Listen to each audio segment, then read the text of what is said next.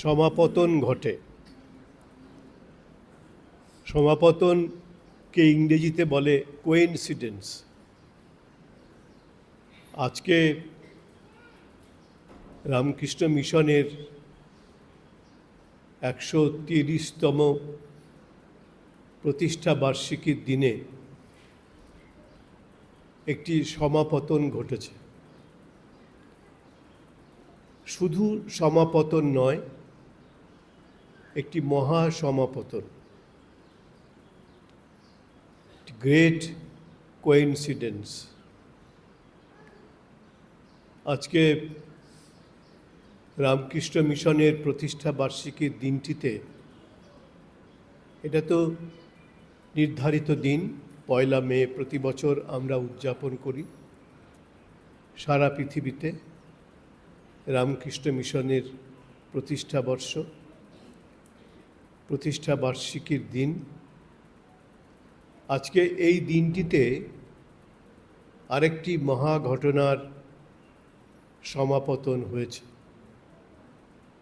সেটি হলো ভগবান বুদ্ধদেবের আজকে পূর্ণ জন্মতিথি, বৈশাখী পূর্ণিমা, যাকে আমরা বুদ্ধ পূর্ণিমাও বলে থাকি। 1994 সালের এই দিনটিতে, মানে বৈশাখী পূর্ণিমার দিনটিতে, আমার সৌভাগ্য হয়েছিল শ্রীলঙ্কাতে থাকার। শ্রীলঙ্কা একটি বৌদ্ধ ধর্মের মানুষদের স্থান। সে সময়ে আমাদের রামকৃষ্ণ সংঘের যিনি সাধারণ সম্পাদক ছিলেন, পরবর্তীকালে যিনি রামকৃষ্ণ সংঘের অধ্যক্ষ হয়েছিলেন, পরম পূজ্যপাদ শ্রীমৎ স্বামী আত্মস্থানন্দজি মহারাজ, সেবার তিনি শ্রীলঙ্কাতে রামকৃষ্ণ মিশনের প্রতিষ্ঠা দিবস উপলক্ষে ভাষণ দেবার জন্য আমন্ত্রিত হয়েছিলেন। তো ওনার হঠাৎ মনে হলো যে উনি একাই যাচ্ছিলেন। ওনার হঠাৎ মনে হলো ওর সঙ্গে কাউকে নিয়ে যাওয়া দরকার, এবং আমার সৌভাগ্য হয়েছিল তিনি আমাকে তার সঙ্গে নিয়ে গেছিলেন শ্রীলঙ্কায়। তো তার জন্যই এই বৈশাখী পূর্ণিমার দিনে 1994 সালে, বোধহয় 1997 সালে রামকৃষ্ণ মিশনের প্রতিষ্ঠা দিবসে আমার শ্রীলঙ্কায় থাকার সৌভাগ্য হয়েছিল। শ্রীলঙ্কায় একটু আগে বলছিলাম, আমরা সবাই জানি প্রধানত বৌদ্ধ ধর্মাবলম্বীদের দেশ। ওখানে হিন্দু আছে, খ্রিস্টানও আছে, কিন্তু প্রধানত ওই দেশটি হচ্ছে, এই দ্বীপরাষ্ট্রটি হচ্ছে বৌদ্ধ ধর্মের মানুষদের দেশ।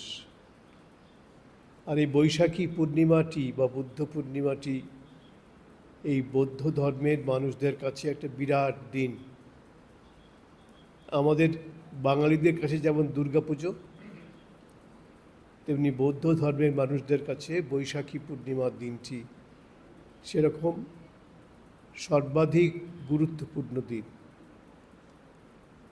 দেখেছিলাম দলে দলে মানুষ এসে এই দিনটিতে ভগবান বুদ্ধের চরণে তাদের প্রণতি নিবেদন করছেন, এবং সে যে মানুষের কি স্বতঃস্ফূর্ত অংশগ্রহণ এবং উন্মাদনা, এটি না দেখলে বিশ্বাস করা যায় না। তো যেহেতু আমরা দুর্গাপুজোর উন্মাদনার সঙ্গে পরিচিত, এই জন্য আমরা দেখলাম এই দিনটিতে, বৈশাখী পূর্ণিমার দিন, যেটা ভগবান বুদ্ধের জন্মদিন, সেখানে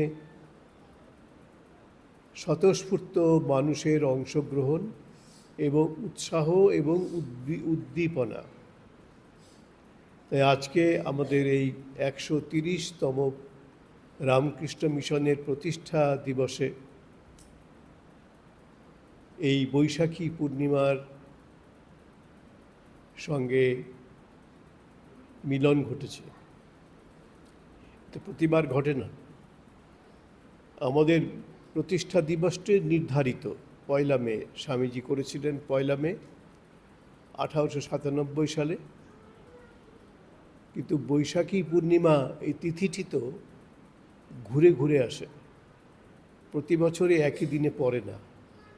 আজকে পড়ে গেছে রামকৃষ্ণ মিশনের প্রতিষ্ঠা দিবসের সঙ্গে ভগবান বুদ্ধের জন্মতিথি। তো সেই সমাপতন, মহাসমাপতন উপলক্ষে আমরা আজকে এখানে কিছু ভক্ত, নরনারী, সন্ন্যাসী, ব্রহ্মচারী এখানে সমবেত হওয়ার সুযোগ লাভ করেছি।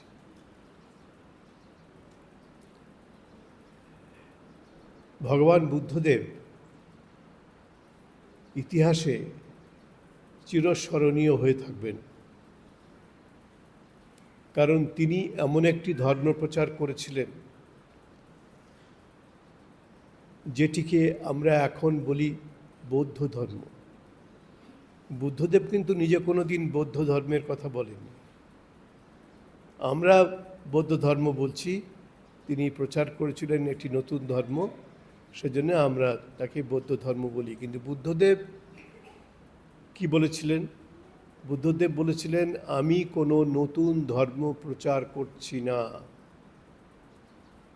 আমরা আজকে একটা আলাদা ধর্ম হিসাবে বৌদ্ধ ধর্মকে দেখছি। মহাপ্রভাবশালী এবং গুরুত্বপূর্ণ একটি ধর্ম পৃথিবীর ইতিহাসে। বুদ্ধদেব কিন্তু বলেছেন, আমি একটি প্রাচীন যে সৎ ধর্ম ছিল, সেই প্রাচীন ধর্মটি হারিয়ে গেছিল, অরণ্যের মধ্যে হারিয়ে গেছিল। আমি সেই অরণ্য থেকে সেই প্রাচীন সৎ ধর্মকে উদ্ধার করে এনেছি। অর্থাৎ বৌদ্ধ ধর্মকে তিনি নতুন একটি ধর্ম বলে প্রচার করেননি। কখনো এই ব্যাপারটি তিনি বলেননি যে বৌদ্ধ ধর্ম তিনি প্রচার করেছেন। এটা আমরা পরবর্তীকালে বলেছি, তার প্রচারিত ধর্মটিকে বৌদ্ধ ধর্ম। তিনি কিন্তু নিজের মুখে বলেছেন এটি প্রাচীন সৎ ধর্ম, অর্থাৎ যে সত্য ধর্মটি আমাদের ছিল প্রাচীনকালে, সেটি হারিয়ে গেছিল বা মানুষ ভুলে গেছিল সেই ধর্মটিকে। একটি অরণ্যের মধ্যে সেটি হারিয়ে গেছিল, সে অরণ্য থেকে তিনি তাকে উদ্ধার করে এনেছেন। এটা আমাদের মনে রাখা দরকার। অর্থাৎ বুদ্ধদেবের মতে বৌদ্ধ ধর্ম একটি আলাদা ধর্ম ছিল না, এটি আমাদের সনাতন ধর্মেরই একটি রূপ, যেটাকে বুদ্ধদেব আকার দিয়েছিলেন।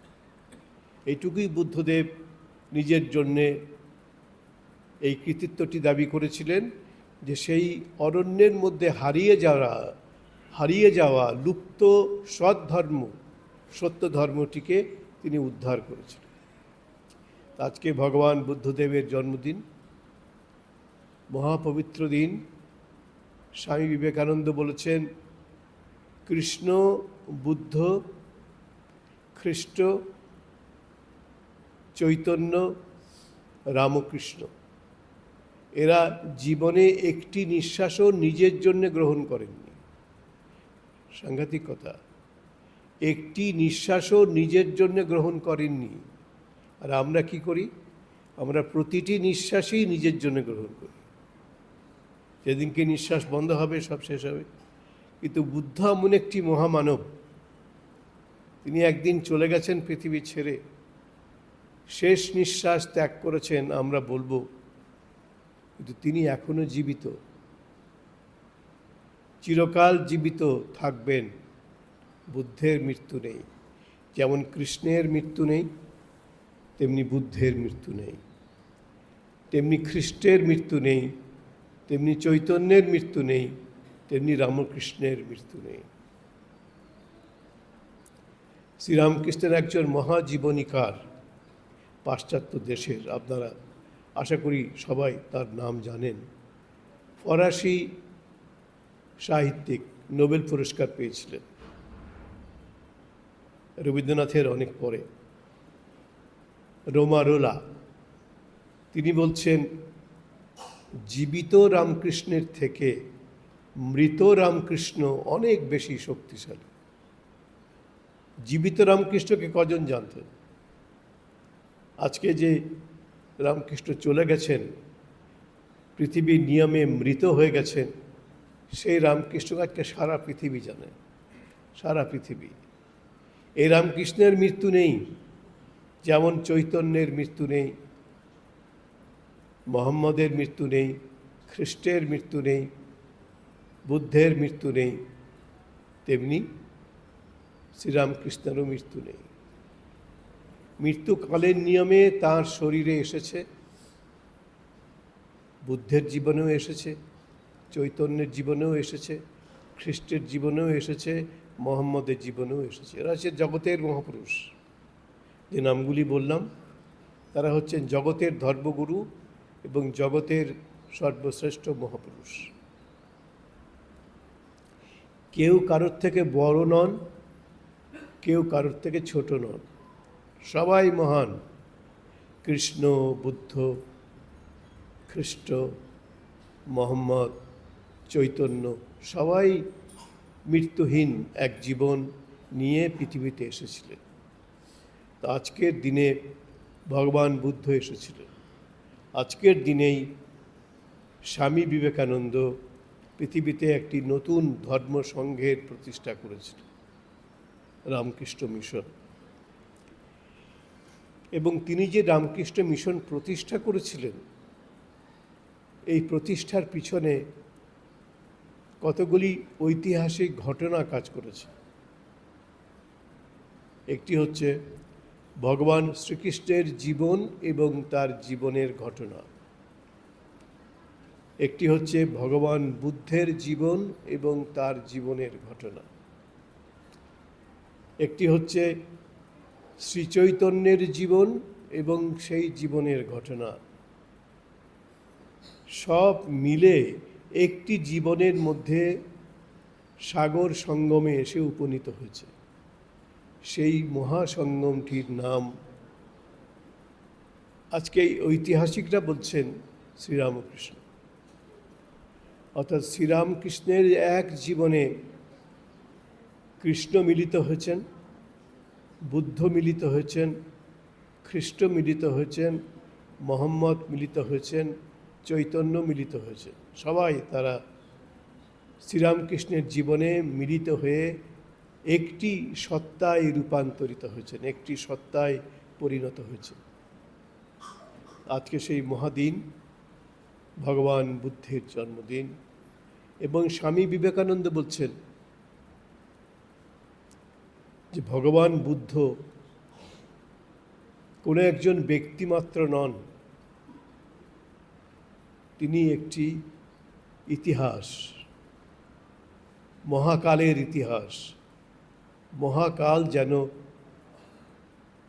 বিবেকানন্দের মধ্যে, চৈতন্যের মধ্যে, রামকৃষ্ণের মধ্যে, মোহাম্মদের মধ্যে, বুদ্ধের মধ্যে, কৃষ্ণের মধ্যে সমন্বিত হয়েছে। একটি বিখ্যাত গান আছে, আপনারা সবাই আশা করি জানেন,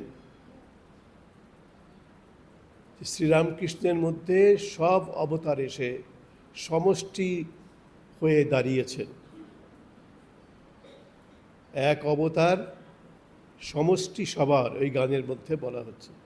যত অবতার সমষ্টি সবার, এই গানের মধ্যে বলা হচ্ছে। রামানুজ গোরা এক প্রেমে জোড়া। রামানুজ, আচার্য রামানুজ, আচার্য শঙ্করের পরে যিনি সর্বপ্রধান ভূমিকা নিয়েছিলেন দক্ষিণ ভারতে। গোরা মানে শ্রীচৈতন্য আমাদের বাংলাদেশে, তিনি একটি মহা ইতিহাস হয়ে উঠেছিলেন। রামানুজ গোরা এক প্রেমে জোড়া, এক সত্তায় তারা মিলিত হয়েছেন। যত অবতার সমষ্টি সবার, শ্রীরামকৃষ্ণ যেন সমস্ত অবতারদের সমষ্টি ধারণ করেছেন, সমষ্টি রূপ ধারণ করেছেন। স্বামী বিবেকানন্দ বলতেন তাঁর জীবনে সবথেকে বেশি প্রভাব হচ্ছে ভগবান বুদ্ধের, এবং বলতেন ভগবান খ্রিস্টের। এই দুজনের তো মৃত্যু নেই, বুদ্ধ এবং খ্রিস্ট, তাদের মৃত্যু হয় না। কালের নিয়মেই তারা দেহ ছেড়েছেন ঠিকই, তাদেরকে মারতে পারেনি। ভগবান বুদ্ধের একটি কঠিন ব্যাধি হয়েছিল, সেই কঠিন ব্যাধির জন্যে তার মৃত্যু এসেছিল। ভগবান শ্রী চৈতন্যের জীবনের শেষ কি হলো আমরা পাচ্ছি না, সেই ইতিহাস আমরা জানতে পারছি না। আমাদের যুগেও আমরা দেখেছি আরেকজন মহাপুরুষ, তিনিও বাঙালি, তার জন্মদিন আমরা পালন করি কিন্তু মৃত্যুদিন পালন করতে পারি না, কারণ মৃত্যুদিন জানাই যায় না। তিনি হচ্ছেন সুভাষচন্দ্র বসু। তার জন্মদিন আমরা পালন করি 23শে জানুয়ারি, কিন্তু মৃত্যুদিন পালন করি না। ইতিহাসে কিন্তু আর দ্বিতীয় দৃষ্টান্ত নেই, একমাত্র নেতাজি সুভাষচন্দ্র বসু। তার জন্মদিন আমরা পালন করি, মৃত্যুদিন পালন করি না, মৃত্যুদিন জানি না কবে তার মৃত্যু হয়েছে। তেমনি ভগবান বুদ্ধের মৃত্যু হয়েছিল কঠিন রক্তামাশায় হয়েছিল তার, এবং সেই রক্তামাশায় যেটি খাওয়া নিষিদ্ধ ছিল সেই খাবারটি তিনি গ্রহণ করেছিলেন। বৌদ্ধ সাহিত্যের মতে সেই খাবারটির নাম হচ্ছে শূকর মদ্য। এটা কি? এটা একটা কন্দ জাতীয়, মানে মূল জাতীয় জিনিস, উদ্ভিদের গাছের মূল জাতীয় জিনিস। সেটি ভয়ানক গুরুপাক, কিন্তু সেটি নিয়ে এসেছিলেন একজন অতি দরিদ্র বুদ্ধ ভক্ত, তার নাম চন্দ বা চুন্দ। তো সবাই বারণ করেছিলেন যে ওই নিয়ে এসছেন, যে জাতিতে চণ্ডাল ছিল, এই চণ্ডালের দেওয়া জিনিস আপনি গ্রহণ করবেন না। আর যেটি ও নিয়ে এসেছে শূকর মদ্য, ভয়ঙ্কর একটি কন্দ জাতীয় খাবার, গাছের মূল থেকে তৈরি করা, কিন্তু সেই মূলটি অত্যন্ত গুরুপাক। ওটি আপনার এই শরীরে এই রক্তামাশায় হয়েছে, এটি খেলে পরে খুব কঠিন হয়ে যাবে আপনাকে রক্ষা করা। ভগবান বুদ্ধ বলেছিলেন একদিন সুজাতার দেওয়া পরমান্ন পায়েসান্ন আমি গ্রহণ করেছিলাম, সেই পায়েসান্ন গ্রহণ করে আমি নির্বাণ লাভ করেছিলাম। আজকে এই চন্দের দেওয়া বা চুন্দের দেওয়া এই আহার্যটি গ্রহণ করে আমি মহানির্বাণের পথে চলে যাব, ভগবান বুদ্ধ বলেছিলেন। সবাই বারণ করেছিলেন, কারো কথা তিনি শোনেননি, কারণ চুন্দ অতি দরিদ্র এবং অন্তজ, সমাজে তার স্থান নেই। তার দেওয়া জিনিস তিনি অস্বীকার করতে পারেননি, তিনি গ্রহণ করেছিলেন। কৃপার শরীর ছিল, করুণার শরীর ছিল। এবং এই যে আজকে রামকৃষ্ণ মিশনকে আপনারা দেখছেন, এই রামকৃষ্ণ মিশনের আগে খ্রিস্টান মিশন ছিল, এই সবাই জানি আমরা। 2000 বছর ধরে এই খ্রিস্টান মিশন জগতে সাম্রাজ্য বিস্তার করে চলেছিল। কিন্তু এই খ্রিস্টান মিশন আর আজকে রামকৃষ্ণ মিশন, এই দুয়ের সঙ্গে কি কোনো সম্পর্ক আছে? অথবা বৌদ্ধ ধর্মের যে বিহার, বৌদ্ধ বিহার, এদের সঙ্গে কি রামকৃষ্ণ মিশনের কোনো সম্পর্ক আছে? হ্যাঁ, ইতিহাসের নিদর্শনের ভিত্তিতে আমরা বলতে পারি সম্পর্ক আছে। এই সম্পর্কটি হচ্ছে বুদ্ধ যা বলেছিলেন, যীশুখ্রিস্ট যা করেছিলেন, সেইটিকে আবার নতুন করে শ্রীরামকৃষ্ণের প্রধান শিষ্য স্বামী বিবেকানন্দ 130 বছর আগে করেছিলেন, রামকৃষ্ণ মিশন। একটু আগে আমরা শুনছিলাম যে 30 বছর পরে, মিশনের জন্মের 30 বছর পরে স্বামী শারদানন্দ বলছেন সারা পৃথিবীতে কিছু কিছু জায়গায় এই রামকৃষ্ণ মঠ মিশনের ভাব প্রচারিত হয়েছে তখন, মানে মিশনের জন্মের 30 বছর পরে। আজকে 130 বছর পরে সারা পৃথিবীতে বহু দেশে আজকে রামকৃষ্ণ ধর্ম, রামকৃষ্ণ সংস্কৃতি, রামকৃষ্ণের বাণী, ভাব, আদর্শ প্রচারিত হয়েছে, এখনো হচ্ছে, আরও হবে। তা স্বামী বিবেকানন্দ বলছেন তাঁর জীবনে দুজনের সর্বাধিক প্রভাব, একজন হচ্ছেন ভগবান বুদ্ধ, একজন হচ্ছেন ভগবান খ্রিস্ট। যেটা তিনি বলেননি সেটা আমরা আজকে ইতিহাসের সমর্থন নিয়ে বলবো, আর একজন হচ্ছেন শ্রীরামকৃষ্ণ। শ্রীরামকৃষ্ণের মধ্যে কি দেখেছি আমরা?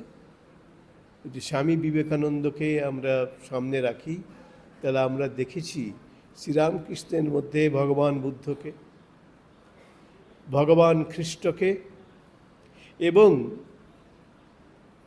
ভগবান শ্রীরামকৃষ্ণকে। এই তিনের মিলনে রামকৃষ্ণ মঠ, রামকৃষ্ণ মিশনের ভাব, রামকৃষ্ণ মিশনের আদর্শ গড়ে উঠেছে। শুধুই কি বুদ্ধ, খ্রিস্ট এবং রামকৃষ্ণের ভাব মিলিত হয়ে রামকৃষ্ণের ভাব গড়ে উঠেছে? না, আরও আছে। সেই আরও কি আছে?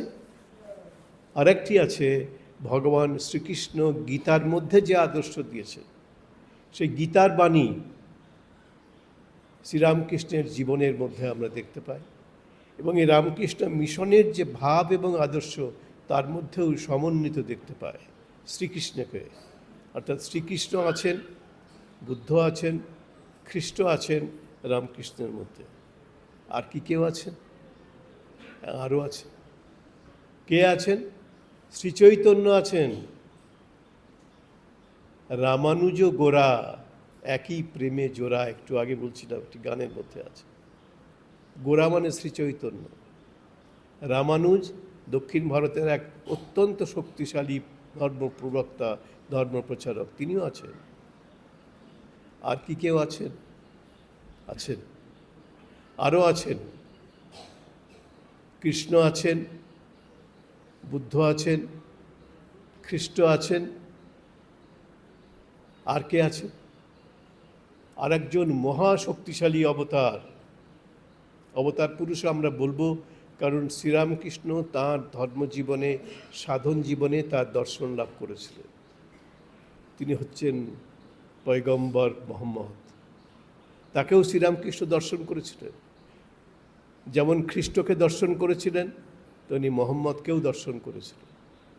তবে একটি জিনিস শ্রীরামকৃষ্ণ বলছেন, খ্রিস্ট এসে তার শরীরের মধ্যে মিলে গেছিল।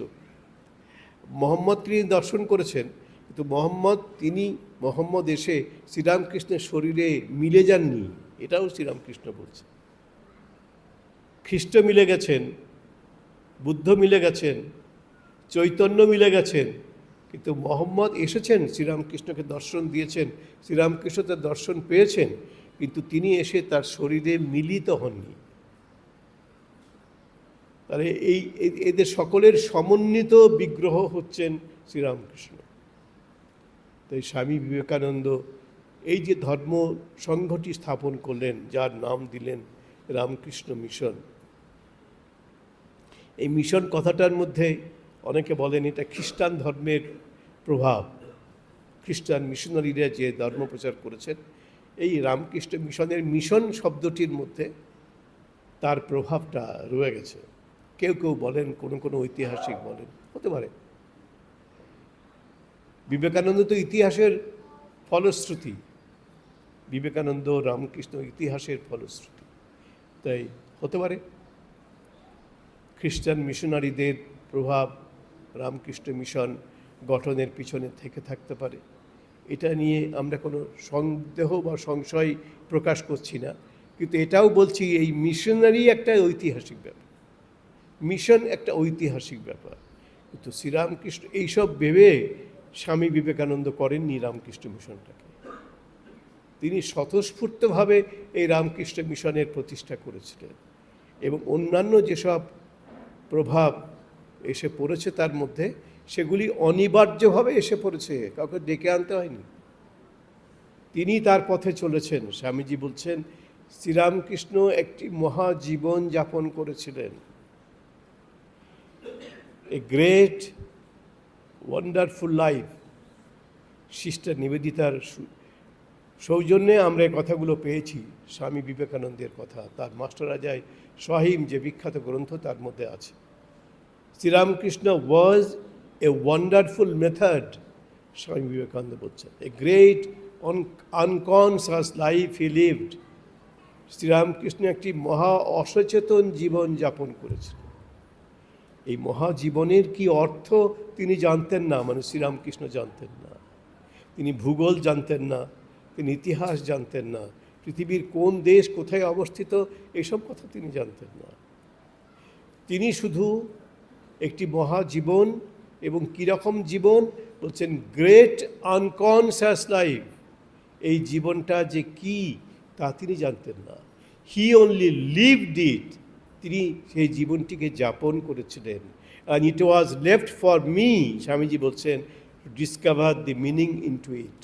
এবং আমার জন্যে সেই সৌভাগ্যটি রয়েছে বা ছিল, সেটি হচ্ছে আমি এই মহাজীবনের যে গভীর তাৎপর্য, যে গভীর অর্থ, সেটি আমি আবিষ্কার করেছি। এটা আমার জন্যেই নির্ধারিত ছিল। It was left for me to discover the meaning into it, Swamiji বলছেন। শ্রীরামকৃষ্ণ সেই মহাজীবনটি যাপন করেছিলেন। এবং কেমন মহাজীবন বলছেন, মহা অসচেতন জীবন। কি জানতেন না তিনি, কি জীবন তিনি যাপন করছেন, এই জীবনের কি অর্থ, কি তাৎপর্য, এসব তিনি জানতেন না। হি only lived it and it was A great unconscious life. এই স্বামী বিবেকানন্দের প্রতিষ্ঠিত রামকৃষ্ণ মিশন আজকে শক্তিশালী একটি প্রতিষ্ঠান, পৃথিবীর ইতিহাসে একটি শক্তিশালী প্রতিষ্ঠান হয়ে উঠেছে। একে অস্বীকার করার ক্ষমতা আজকে ইতিহাসেরও নেই, কারোর নেই এই রামকৃষ্ণ মিশনকে। এর পেছনে যেমন রামকৃষ্ণ আছেন, তেমনি ঠাকুরের সন্তানরা বলছেন তার সঙ্গে সঙ্গে মিশনও আছে। মিশন মানে মানুষের জন্য কাজ, মানুষের জন্য সেবা। এটা খ্রিস্টান মিশনারিরা, আমরা জানি ইতিহাসে, তারা প্রথম এটাকে নিয়ে এসছে। মানুষের সেবা যেন ঈশ্বরের সেবা। হ্যাঁ, তারা বলেন ঠিকই, কিন্তু এটা আমরা মানছি না। কেন মানছি না? কারণ খ্রিস্টের জন্মের অন্তত 500 বছর আগে বুদ্ধদেবের জন্ম হয়েছিল। তিনি তো এই প্রচার করেছেন, মানুষের সেবার কথা বলেছেন। তিনি ইতিহাসে প্রথম তিনি বলেছেন মানুষকে সেবা করো, তাতেই ঈশ্বরের সেবা হয়ে যাবে। সুতরাং খ্রিস্টান মিশনারিদের প্রচার, প্রভাব, খ্রিস্টের প্রভাব, এটা আমরা মানছি না। এটি ইতিহাস সম্মত হবে না। বরং দুটি প্রভাবকে আমরা স্বীকার করব। এর মধ্যে স্বামী বিবেকানন্দ এই রামকৃষ্ণ মিশনকে এনেছেন। কি প্রভাব? এই যে আমাদের প্রথমেই যে ছবিটা আছে, আচার্য শঙ্করাচার্য, ইনি হচ্ছেন আমাদের ধর্মের, সনাতন ধর্মের এক মহান প্রচারক, প্রবর্তক নন, মহান প্রচারক আচার্য শঙ্কর। তিনি কি বললেন? আত্মমুক্তির কথা বললেন, নিজের মুক্তির কথা বললেন। এই সাক্ষাৎকার বা আত্মমুক্তির দ্বারা তুমি জীবনকে চরিতার্থ করতে পারো। এই একটা মত দিয়ে গেলেন আচার্য শঙ্কর, আত্মমুক্তি, আত্মনো মোক্ষ, এটা আচার্য শঙ্কর বললেন, নিজের মুক্তি, ওটাই জীবনের সার্থকতা। এবার বুদ্ধ এসে কি বললেন? তোমার জীবনের সার্থকতা কি? বললেন চরত্ব ভিক্ষবে। তার ভিক্ষুদেরকে, তার অনুরাগী শিষ্য তাদেরকে বললেন চরত্ব ভিক্ষবে বহুজন হিতায় বহুজন সুখায় লোকানুকম্পায়। বহুজনের হিতের জন্যে, বহুজনের সুখের জন্যে এবং লোকের প্রতি, মানুষের প্রতি, সকলের প্রতি অনুকম্পা, এই কম্প্যাশন, ভালোবাসা, দয়া, এগুলো নিয়ে এসো। এই যে দয়ার কথাটি শ্রীরামকৃষ্ণ সহ্য করতে পারতেন না। শ্রীরামকৃষ্ণ বলেছেন দয়া, জীবে দয়া, এটা নিশ্চয়ই আপনারা সবাই জানেন। শ্রীরামকৃষ্ণ বলছেন জীবে দয়া, নিজেই একদিন বলছেন দক্ষিণেশ্বরে, জীবে দয়া, জীবে দয়া, জীবে দয়া 3 বার বলছেন। বলেই বলছেন কীটানুকীট তুই, নিজেকে বলছেন, মানুষকে বলছেন তুমি একটা কীটেরও অধম, তুমি জীবকে দয়া করবে কি? না না, জীবে দয়া নয়। অসাধারণ কথা, বেদের মন্ত্রের মতো কথা তার মুখ থেকে বেরিয়ে এলো, শিব জ্ঞানে জীব সেবা। ইতিহাস মিলিয়ে নিন, বিচার করে দিন, আমি কোনো বানানো গপ্প বলছি না, ইতিহাসকে ধরে ইতিহাসের ওপরে দাঁড়িয়ে আমি কথা বলছি। বলছেন শিব জ্ঞানে জীব সেবা, জীবের সেবা করবে। সেবাটা আমাদের আদর্শ, খ্রিস্টান আদর্শও পেয়েছি, বুদ্ধের আদর্শও পেয়েছি, কিন্তু বুদ্ধের আদর্শেই কি প্রথম পেলাম? কোথাও ছিল না। আমাদের আদর্শ, আমাদের যে প্রাচীন সনাতন ধর্মের আদর্শ, যেটা বেদ উপনিষদ থেকে বেরিয়ে এসছে, ভাগবত থেকে বেরিয়ে এসছে, তার মধ্যে ছিল না? তার মধ্যেও ছিল, তার মধ্যেও ছিল। কি ছিল? এই মানুষকে সেবার আদর্শই এর ঈশ্বর সেবার নামান্তর। মানুষের সেবা আর ঈশ্বর সেবা দুই সমান, এটা আমাদের সনাতন ধর্মের আদর্শের মধ্যেই ছিল। ভাগবত পড়ে দেখুন, বলছেন গীতার মধ্যে দেখুন, গীতার মধ্যে ভগবান শ্রীকৃষ্ণ বলছেন ভুঞ্জতে তে ত্বঘং পাপা ইয়ে পচন্তি আত্মকারণাৎ, যে নিজের জন্যেই শুধু রান্না করে খায়, সে কি খায়? ভগবান শ্রীকৃষ্ণ আমাদের সব থেকে বড় অবতার, তিনি বলছেন সে পাপ খায়। ভুঞ্জাতে তে তারা, ত্বঘং তু অঘং, অঘং মানে পাপ, ইয়ে পচন্তি আত্মকারণা, এ শুধু নিজের জন্যেই রান্না করে, নিজে নিজেই খায়, কাউকে দেয় না। সেই যখন খায় সেই খাবারটি খাবার হয় না। গীতার মধ্যে ভগবান শ্রীকৃষ্ণ বলছেন সেটা পাপ হয়ে যায়, পাপ ভক্ষণ করে তারা। সুতরাং মানুষের সেবার যে মহান আদর্শ, এটা আমাদের ভগবান শ্রীকৃষ্ণ গীতার মধ্যে দিয়েছেন। সর্বভূত হিতে রতা, এই গীতার মধ্যে ভগবান শ্রীকৃষ্ণের কথা আছে। সমস্ত প্রাণীর, শুধু মানুষের নয়, সর্বভূত সমস্ত প্রাণীর হিতে তোমার জীবন দিতে হবে। ওইটাই ভগবান বুদ্ধদেব বললেন, বহুজন হিতায় বহুজন সুখায় লোকানুকম্পায়। এই সব কটাকে নিয়ে এসে ভগবান শ্রীরামকৃষ্ণ করে দিলেন কীটানুকীট তুই, জীবে দয়া করবার তুই কে? না না, জীবে দয়া নয়, শিব জ্ঞানে জীব সেবা। এখানে মিলিত হয়ে গেল বেদ, বেদান্ত, ভাগবত, পুরাণ, গীতা, উপনিষদ, সব মিলিত হয়ে গেল। মিলিত হয়ে গেল বুদ্ধের ধর্ম, খ্রিস্টের ধর্ম, চৈতন্যের ধর্ম, সব মিলেমিশে একাকার হয়ে গেল শ্রীরামকৃষ্ণের মধ্যে। সেই তারই কার্যকর প্রতিশ্রুতি, কার্যকর ফলশ্রুতি হচ্ছে রামকৃষ্ণ মিশন। এটি একটি মহাকাব্য। এই মহাকাব্যটি বিবেকানন্দ আমাদের উপহার দিয়েছিলেন। এই কাব্যটি সৃষ্টি করেছিলেন বলবো না, ওটা বলা ভুল হয়ে যাবে। এই কাব্যটি আমাদের উপহার দিয়েছিলেন নতুন করে, নতুন সংস্কৃত করে, নতুন রূপে, নতুন কলেবরে ভগবান শ্রীরামকৃষ্ণ, এবং তাকে প্রচার করেছিলেন তার প্রধান শিষ্য স্বামী বিবেকানন্দ। মানুষের সেবা করো, মানুষের সেবা করলেই তোমার ঈশ্বরের সেবা হয়ে যাবে, ঈশ্বরের উপাসনা হয়ে যাবে। এই যে ঈশ্বরের সেবা এবং কর্ম, মানুষের সেবা, সবের যে ইকুয়েশন করে দিলেন, এই ইকুয়েশন স্বামী বিবেকানন্দের অবদান। এবং এই ইকুয়েশন স্বামী বিবেকানন্দ আমাদের দিয়েছিলেন ঠিকই, কিন্তু পেয়েছিলেন কোথা থেকে? তিনি বলছেন আমি আমার গুরুদেবের মধ্যে এই সব কিছুর মিলন প্রত্যক্ষ করেছি। সব তার মধ্যে সমষ্টিভূত হয়েছিল, একাকার হয়ে গেছিল, মিলিত হয়েছিল। সেই মিলিত রূপ হচ্ছে, সেই মিলিত মহাকাব্যের নাম হচ্ছে রামকৃষ্ণ মিশন। আজকে যার প্রতিষ্ঠা হয়েছিল স্বামী বিবেকানন্দ করেছিল। আজকে সেই মহাদিন, মহাসমাপতনের দিন, বেদ, উপনিষদ, পুরাণ, কৃষ্ণ, বুদ্ধ, খ্রিস্ট, চৈতন্যের সকলের মহামিলনের দিন হচ্ছে এই রামকৃষ্ণ মিশনের প্রতিষ্ঠার দিন। এই প্রতিষ্ঠাটি করেছিলেন স্বামী বিবেকানন্দ। ভগবান শ্রীরামকৃষ্ণের প্রধান শিষ্য। এই ইতিহাস আপনাদের সকলের জানা উচিত। আজকে আমি খুব সংক্ষেপের মধ্যে এই ইতিহাসটিকে আপনাদের কাছে বর্ণনা করলাম। হাজার হাজার বছরের ইতিহাস এই রামকৃষ্ণ মিশনের মধ্যে ক্যাপসুল হয়ে বিধৃত হয়ে আছে। আমরা আশা করব আজকের এই মহাপূর্ণ দিন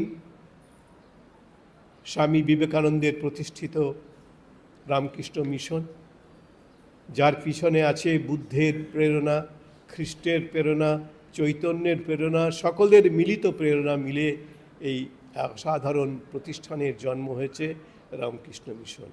এবং আজকের দিনে যেই সমাপতনতে ঘটেছে, ভগবান বুদ্ধের জন্মদিনও আজকে পড়ে গেছে। ভগবান বুদ্ধের কাছে বিবেকানন্দের যে ঋণ, সেটি কখনো বলে শেষ করা যাবে না। ভগবান বুদ্ধ, ভগবান খ্রিস্ট, ভগবান শ্রী চৈতন্য সকলেরই মিলিত রূপ হচ্ছেন ভগবান শ্রীরামকৃষ্ণ। আজকে এই রামকৃষ্ণ মিশনের মধ্যে তার জন্মদিনের আমরা এই ইতিহাসটি স্মরণ করে নিজেরা ধন্য হলাম। এবং আমি প্রার্থনা করব আজকের এই মহাপূর্ণ দিনে আপনাদের সকলের কল্যাণ হোক, পরিবারের সকলকে নিয়ে আপনারা আনন্দে থাকুন এবং সুস্থ থাকুন। এটা ভয়ঙ্কর জিনিস। আমরা শরীরটা হয়তো ঠিক আছে মনে হচ্ছে, কিন্তু ভেতরে ভেতরে ক্ষয়ে যাচ্ছে। সেজন্য এই যে সুস্থ থাকাটা খুব গুরুত্বপূর্ণ। আমি প্রার্থনা করি তাদের কাছে, আপনারা যেন সবাই সুস্থ থাকুন, নিরোগ থাকুন, নিরাময় থাকুন। ধন্যবাদ, নমস্কার।